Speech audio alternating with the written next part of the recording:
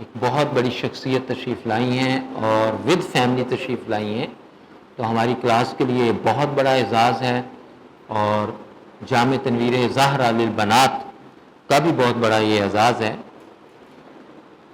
آپ پروفیسر ہیں گورنمنٹ اسلامیہ کالج میں، اور منہاج یونیورسٹی لاہور، یہ مجھے بھی شرف حاصل ہو گیا کہ میرے یونیورسٹی فیلو بھی ہیں، منہاج یونیورسٹی لاہور میں بھی آپ جو ہے نا پڑھتے رہے، اور اس کے علاوہ 2 ہی جامعات ہیں۔ کتنی جامعات ہیں؟ 2۔ ایک ہے جامعہ اسلامیہ منہاج القرآن، بولیے، اور دوسری ہے جامعہ غوثیہ محمدیہ بیرا شریف، بولیے۔ ٹھیک، یہ شخصیات بھی ہیں دونوں، ٹھیک ہے، جو ان کے مؤسس ہیں، جو ان کے بانی ہیں، ٹھیک ہے۔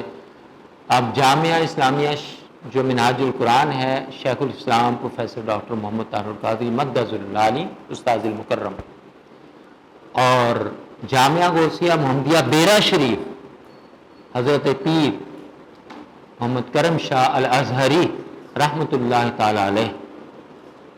تو میں چھوٹا تھا تو زیارت کا موقع جو ہے نا وہ ملا، اور ان دونوں شخصیات کا آپس میں بڑا ہی قلبی اور روحانی اور عشقی تعلق تھا اور حبی تعلق ہے، ٹھیک ہے۔ تھا کیا، بلکہ ہے بھی، کیونکہ ہمارا عقیدہ تو اور ہے نا، تھا کیا بلکہ ہے بھی۔ اور مجھے یاد آ رہا ہے کہ حضور پیر کرم شاہ صاحب کا رحمۃ اللہ تعالیٰ جب 40 چہلم تھا تو میں وہاں موجود تھا چہلم کے اوپر، اور حضور شیخ الاسلام کا خطاب تھا، میں آپ کو ریکمینڈ کر رہا ہوں وہ خطاب ضرور سنیے، ٹھیک۔ کیف تکفرون باللہ وکنتم امواتا، وہ بھی چلتی ہے، اور پھر اس میں سے جو آپ کو بتایا تھا نا کہ ایک درجہ ہے، ایک مرحلہ ہے جو مرحلہ برزخ ہے، اس میں حضور پیر کرم شاہ کا جو سٹیٹس حضور شیخ الاسلام نے جو ہے نا واضح فرمایا، آپ سن کے حیران رہ جائیں، کیونکہ ولی ہی ولی کو پہچانتا، یاد رکھیے گا، ہم جیسا بندہ جو ہے نا وہ نہیں پہچانتا۔ تو آپ وہاں سے بھی جو ہے نا فارغ التحصیل ہیں، جامعہ غوثیہ محمدیہ بیرا شریف۔ میں نے بتایا یہ 2 وہ ادارے ہیں جن سے فارغ التحصیل ہونے کے بعد آپ کو مارے HEC کے پاس جانا نہیں پڑتا، ہائر ایجوکیشن کمیشن کے پاس ایکولنس سرٹیفکیٹ لینے کے لیے جانا نہیں پڑتا، ٹھیک ہے۔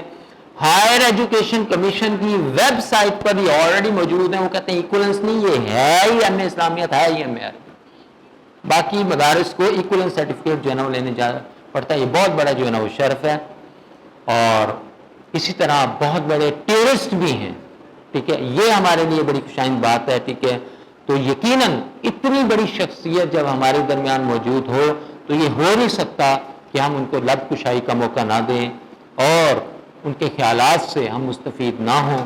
تو میں بلا تاخیر آپ کی بھرپور کلیپنگ میں میں حافظ محمد یوسف صاحب کو انوائٹ کروں گا کہ سر آپ اسٹیج پہ تشریف لائیں اور گفتگو فرمائیں۔ جزاک اللہ خیر۔ اما بعد فاعوذ باللہ من الشیطان الرجیم، بسم اللہ الرحمن الرحیم، الصلاۃ والسلام علیک یا سیدی یا رسول اللہ وعلی آلک واصحابک یا سیدی یا حبیب اللہ۔ السلام علیکم ورحمۃ اللہ وبرکاتہ۔ یہ دیکھ کر دلی خوشی ہوئی اور میری یہ دلی تمنا ہے کہ جو مستورات ہیں ان کو تعلیم ضرور دی جانی چاہیے، اور تعلیم بھی پھر دینی جو ہے وہ عورتوں کے لیے بہت زیادہ ضروری ہے، کیونکہ آپ سے ہی ایک گھر تشکیل پاتا ہے، گھر سے خاندان تشکیل پاتا ہے، اور خاندان سے ہی ایک معاشرہ بنتا ہے۔ ہمارا جو نصاب ہے بدقسمتی سے اس میں عورتوں کے لیے بہت زیادہ دینی تعلیم نہیں رکھی گئی، اور گھروں میں بھی یہ کوئی رواج نہیں ہوتا کہ بچیوں کو دینی تعلیم دی جائے۔ آج کے دور میں نہیں، ہر دور میں عورتوں کے لیے دینی تعلیم بے حد ضروری ہے، تو مجھے یہ بہت خوشی ہوئی ہے۔ چند ایک گزارشات قرآن مجید کے حوالے سے میں آپ کے سامنے رکھنا چاہوں گا۔ سورۃ الحجرات میں اللہ رب العزت نے ارشاد فرمایا یا ایھا الذین آمنوا ان جاءکم فاسق بنبأ فتبینوا ان تصیبوا قوما بجہالۃ فتصبحوا علی ما فعلتم نادمین. یہ نصیحت کے طور پر بھی میں آپ سے گزارش کر رہا ہوں. اللہ رب العزت نے بڑا واضح ایک قانون دے دیا, طریقہ بتا دیا کہ آپ کے پاس جب بھی کوئی خبر لے کر آئے تو آپ اس کی خوب اچھی طرح تحقیق کر لیا کریں. کہیں ایسا نہ ہو کہ بعد میں آپ کو ندامت کا سامنا ہو. آج کے معاشرے میں یہ چیز بہت عام ہو چکی ہے اور سوشل میڈیا کی وجہ سے بہت عام ہو گئی ہے کہ ہر چیز ہم فارورڈ کرتے ہیں, شیئر کرتے جاتے ہیں, لیکن ہم تحقیق نہیں کرتے. اسی کے اوپر غالباً مسلم شریف کی حدیث ہے, حضور علیہ الصلوۃ والسلام کا ارشاد ہے کفا بالمرء کذبا ان یحدث بکل ما سمع. کسی شخص کے جھوٹا ہونے کے لیے اتنا ہی کافی ہے کہ وہ ہر سنی ہوئی بات کو آگے کر دے. حضور علیہ الصلوۃ والسلام نے گویا اس بات پر مہر لگا دی, آپ نے علامت بتا دی جھوٹے شخص کی کہ وہ ہر سنی ہوئی بات کو بغیر تحقیق کے آگے پھیلا دیتا ہے. اور پھر ہمارے معاشرے میں کیا ہوتا ہے, جب آگے بات کی جاتی ہے تو اس میں بھی مرچ مسالہ لگایا جاتا ہے. اگلے کے پاس پہنچتی ہے وہ اور مرچ مسالہ لگا کے آگے کر دیتے. ہم نے دیکھا ہے خاندانوں کے خاندان اجڑتے ہوئے اس ایک چھوٹی سی وجہ سے کہ ہم تحقیق نہیں کرتے. کسی نے آ کے جو بتایا ویسے ہی ہم آگے شیئر کر دیتے ہیں. تو آپ ریسرچ کے حوالے سے بیٹھے ہیں, کوئی بھی معاملہ ہو اس میں ریسرچ لازمی کریں. اگر سوشل میڈیا ہے اس کے اچھے اثرات بھی بہت زیادہ ہیں. گوگل آپ کے پاس ہے, آپ ضرور تحقیق کریں. آپ کو تحقیق کرنی بڑی آسانی کے ساتھ آ جائے گی, کوئی بہت زیادہ مشکل نہیں ہے. آپ نے اپنے مطلب کی چیز ڈھونڈنی ہو آپ کو بڑی آسانی سے مل سکتی ہے. تو تحقیق کرنا بھی کوئی مشکل کام نہیں ہے. سورۃ زلزال میں اللہ رب العزت نے ایک اور چیز, ایک اور قانون دے دیا, فَمَن يَعْمَلْ مِثْقَالَ ذَرَّةٍ خَيْرًا يَرَهُ وَمَن يَعْمَلْ مِثْقَالَ ذَرَّةٍ شَرًّا يَرَهُ.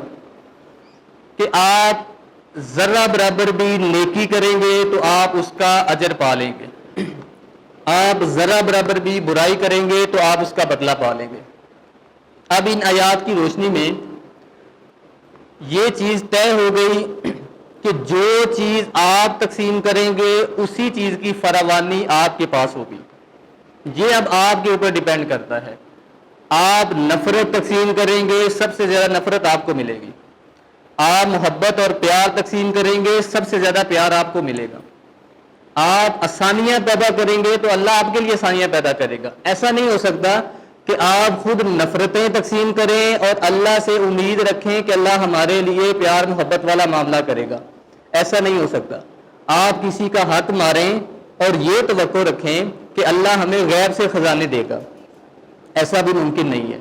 جو بھی چیز آپ تقسیم کریں گے اس کی فراوانی سب سے زیادہ آپ کے پاس ہوگی.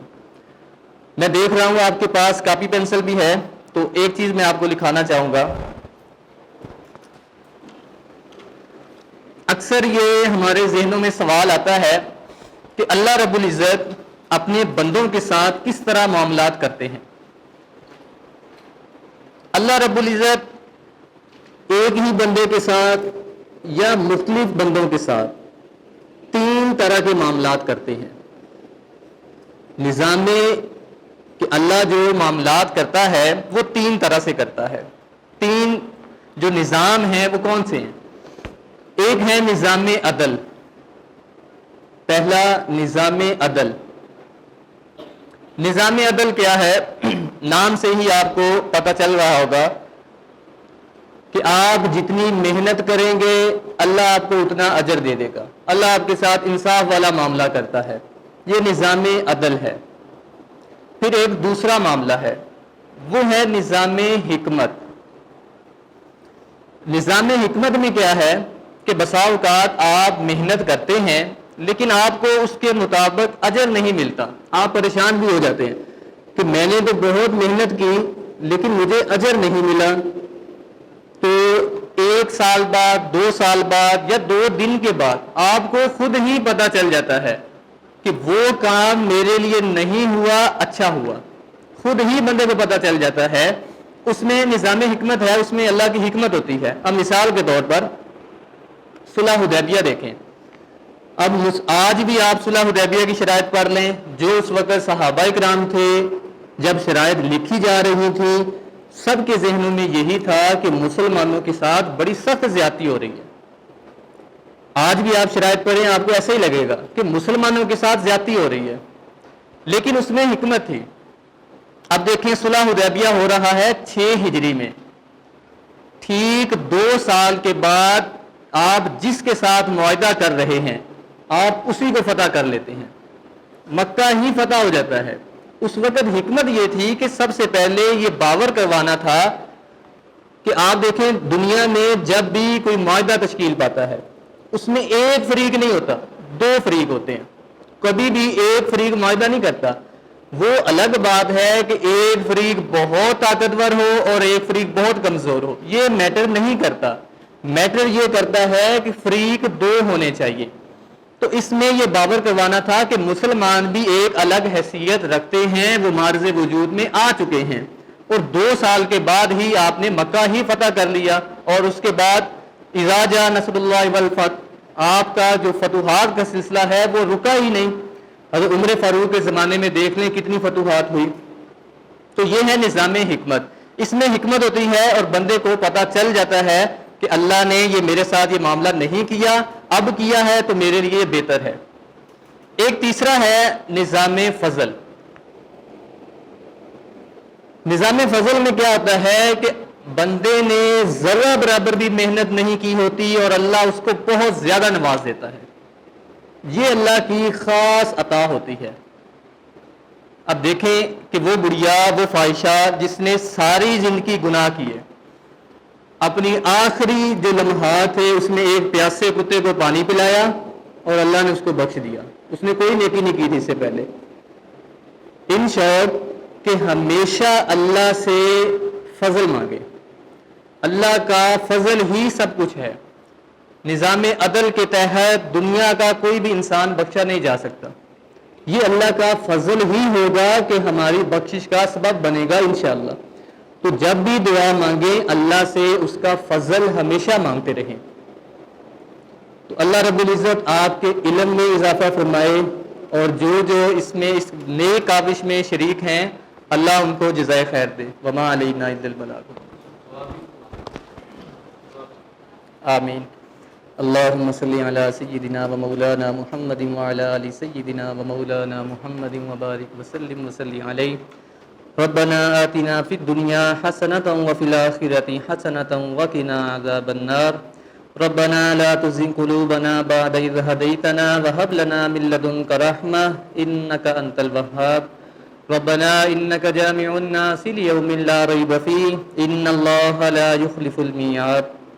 اللهم إني أسألك علما نافعا ورزقا طيبا وعملا متقبلا. يا مقلب القلوب ثبت قلبي على دينك. اللهم عافني في بدني، اللهم عافني في سمعي، اللهم عافني في بصري. لا إله إلا أنت سبحانك إني كنت من الظالمين. يا رب ارحمهما كما ربياني صغيرا. وصلی اللہ تعالی علی رسول خیر خلقہ ونور عرشہ محمد وعلی آلہ واصحابہ اجمعین.